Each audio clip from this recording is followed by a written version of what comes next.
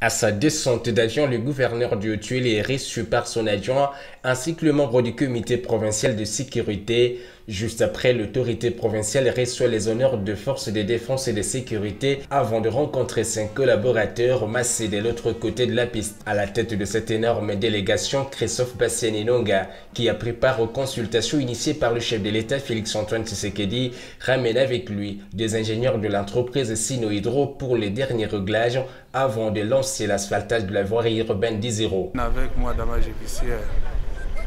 plusieurs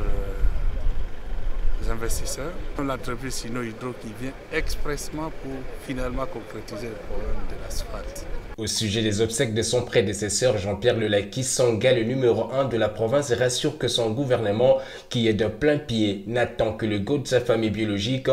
pour accélérer la machine. Moi où je vous parle, je suis en contact étroit avec le chef de l'État pour que le jour où la famille va dire que non, nous voulons telle chose, c'est ce jour-là que